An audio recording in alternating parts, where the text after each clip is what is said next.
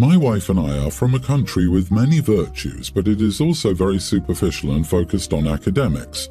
One test determines how your life would go. Like other parents, we pushed our children to succeed in school as there were limited options otherwise. We never yelled at our children or did things other parents did, but we did enroll them in the same after-school tuition and focused on grades. Unlike many at their school, we didn't make enough money to send our children abroad to get a degree. This was our only chance for a good life for our children. Our daughter, now 25, was not very academically gifted. She failed her college entrance exam and refused to study for another year. Instead, she moved out. She works at a bar. She instituted no contact. She told us she didn't want us to talk to her or communicate in any way. She sent us an email. In the email, she told us not to contact her. We have 2 other children who were also explicitly named not to contact her. We told her that we missed her and would have welcomed her back with open arms at any point, but she said that we didn't care about her and it proved we were narcissists. We were heartbroken, but we respected her decision.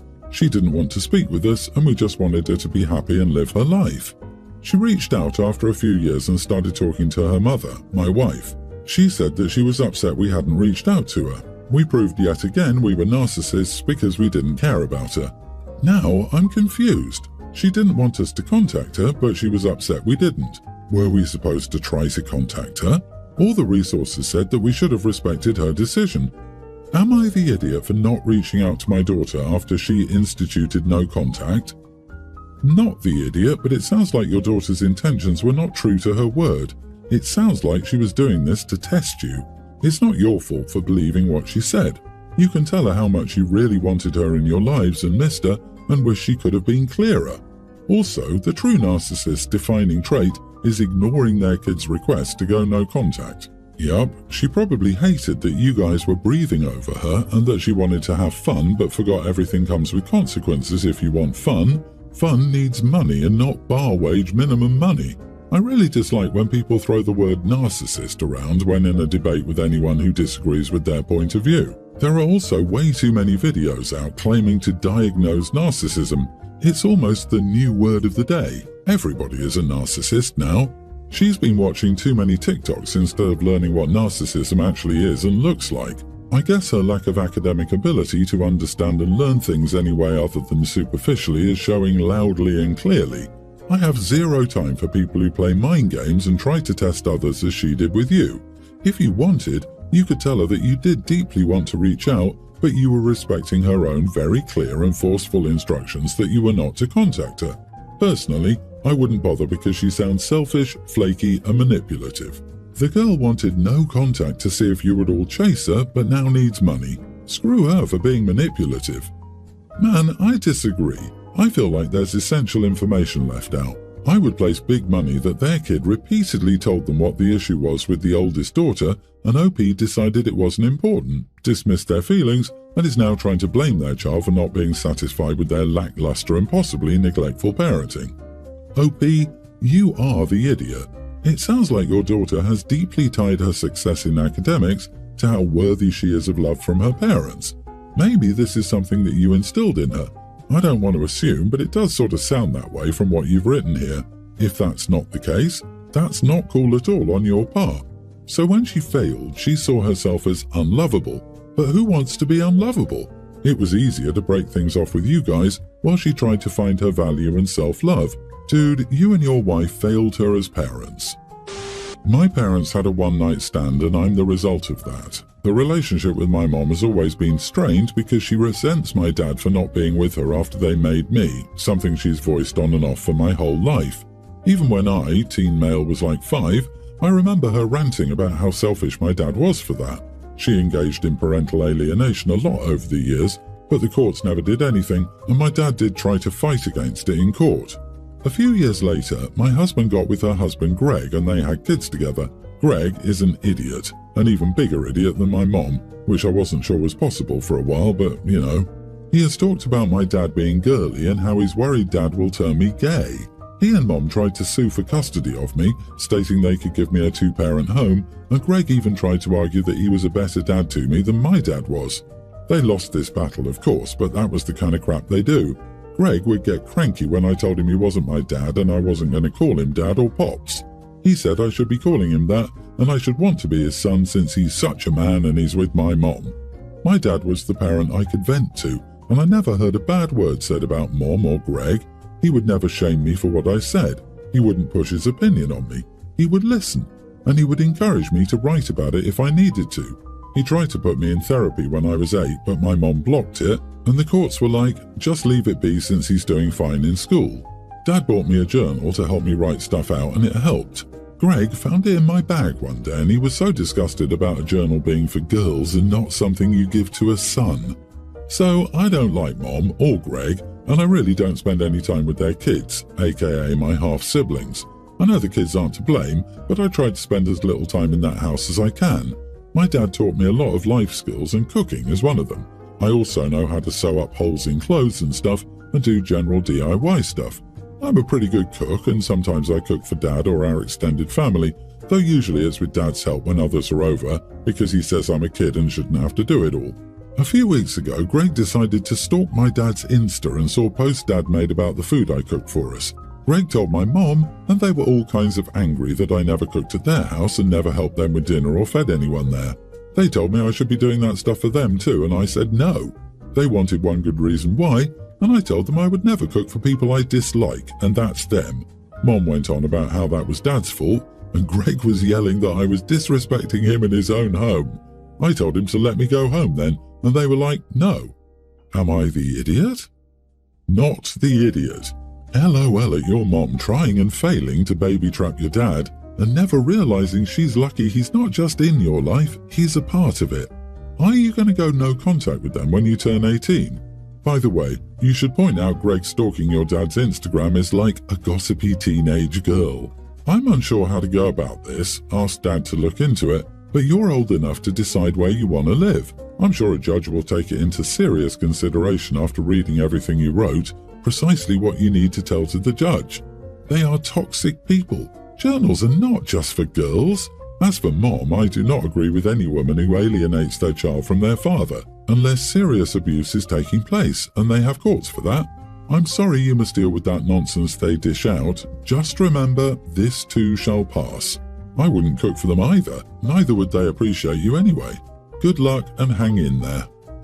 My 28 male sister Katie, 30, recently got engaged to her partner of 7 years. They haven't set a date but are planning for something around fall or spring next year. For background, our mother passed away after years of health problems 6 years ago. Given how long she was sick, I'm pretty sure our dad grieved her before she was officially gone. I think this is why he was able to move on quickly to his current wife, Andrea. They got married 2 years after my mom died. It was weird at first for me to see our dad with someone else, but she's honestly really cool, and I've never seen him so happy.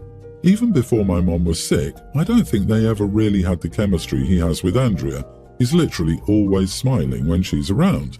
It took me some time to get used to Andrea being part of my family, but now she's become an integral part of it, and I'm so thankful she's taking a real grandmother role to my 2 kids, even if she's just related to them by marriage.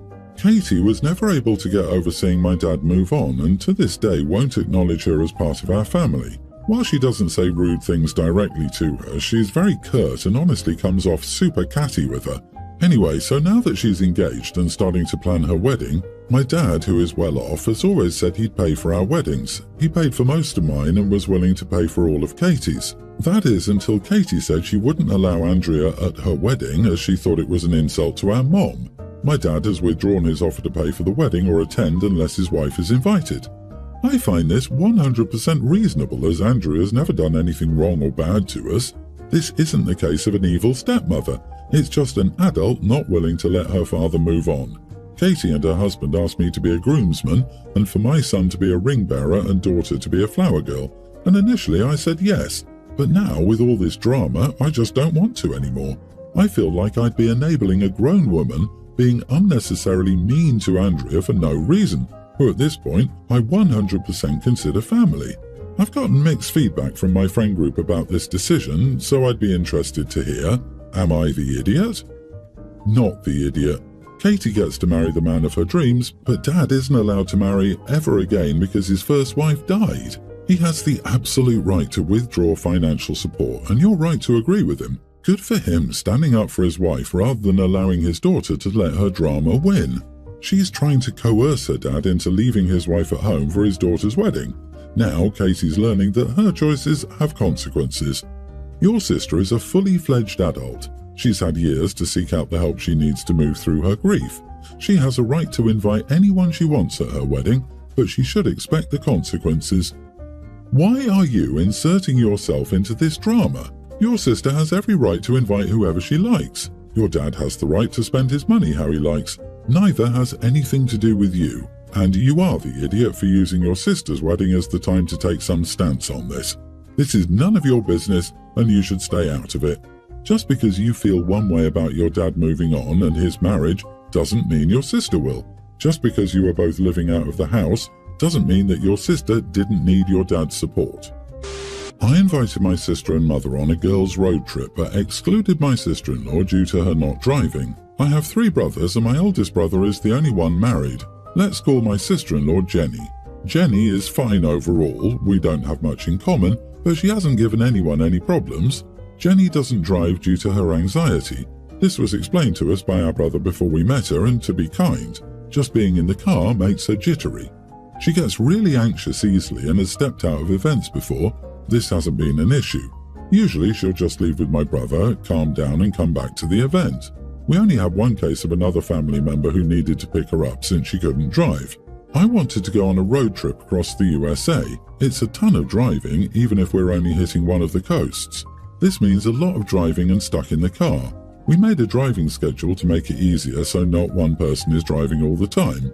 Due to all these factors, we didn't invite Jenny. She can't help with driving, and we don't need to be in a car with someone who is stressed and anxious for hours on end. In the big group chat, I texted that I wouldn't be able to go to a family event due to the trip. I got a call from my brother, and he asked why his wife wasn't invited, and I explained the above reason. He told her, and now both are angry with me. Am I the idiot? My mom and sister thinks this is stupid, and in their words, they wouldn't invite someone who clearly would be miserable stuck in a car. Not the idiot. It's like taking an arachnophobe to a spider petting zoo. You had a valid reason not to invite. Also, why did they call to understand why she wasn't invited? I mean, just because she's your sister-in-law doesn't mean she has to go on all trips and vacations. What if this was a mother-daughter trip? Yeah, exactly. When my friends didn't invite me to go with them when they went to a spider-themed Halloween thing at the local zoo, I was absolutely fine with that decision. I wished them fun and let it go. I would not set foot in a spider-petting zoo at night to hold them. Screw that. Sister-in-law doesn't like riding in cars. No big deal. Don't go on a coast-to-coast road trip. I don't understand people like your sister-in-law. I have anxiety, and if people in my family were going on a trip that sounded like a triggering nightmare, I would say, cool, send me pics. Geez, too much drama over nothing. My husband, 28, and I, 30, have a twin son. Both my husband and I come from a mixed-race background. My mother is a brown South Asian woman, while my father is a white Eastern European man. My husband comes from a Central American family that has interracial parents going back centuries. Our son has clear ethnic features but is much paler than my husband and I. He may appear white passing from a distance. 2 out of 4 of his grandparents also have white skin, which is no surprise to us. Some days ago, we were out grocery shopping when we ran into my son's classmate, her younger sister, and their parents. We struck up some small talk with the parents while our kids talked when the younger sister remarked that my son looks weird. Her parents looked mortified, but neither my husband nor myself took offense. She seemed about 6 years old, and children have little to no filter. We also live in a predominantly white European country. I can tell that it came from a place of curiosity rather than a place of ill intent. I told this little girl something like, think about your grandparents. They all look very similar, don't they? Well, my son's grandparents all look very different. That means my son has 4 very different faces making up his own. She seemed a little confused, and I will admit that I've never been very good at kid talking, but she seemed very interested and thanked me. The mother, however, was not appreciative. She told me that it was extremely rude of me to have that kind of conversation with someone else's child, and that I should have let her and her partner do it on their own accord. I apologized and explained to her that I didn't mean to interfere with their parenting, but that I could tell her young girl was genuinely curious. She again reiterated that this was a conversation that the parents of the child should have and to stay out of it. I asked her, well, if it was up to you, then when would you have this conversation with your child? Because mixed and non-white people will exist even when you think your child isn't ready to learn about them. My response seemed to anger her quite a bit, but her partner told her to drop it. We said our goodbyes and went on with our day. According to my son, his classmate has since been very wary of him. According to him, she acts as if he's personally wronged her, despite the catalyst most likely being our interaction at the store. I'm very sad that this seems to have caused issues in the classroom, and it's causing my boy a fair bit of distress too. Am I the idiot? Not the idiot. Oh my goodness. I'm a glow-in-the-dark Caucasian, predominantly Irish. My ex-husband is African American and Native American, so of course my kids don't look exactly like him or me. I hate to tell the mother of this child that probably 60% of the world's population is mixed. I'd be very interested to know what the mother would tell her that is so different than what you did. Auntie, your kid looks weird. OMG, if my kid said that, I would cringe and be so relieved that OP was understanding and provided such a thoughtful response. I'm with you, the mother's response is sus as. I also think the word weird is odd, like, doesn't this kid even watch TV? I get curious about the siblings looking different if she's never seen that before, but surely a tween should at least know different ethnicities exist in the world.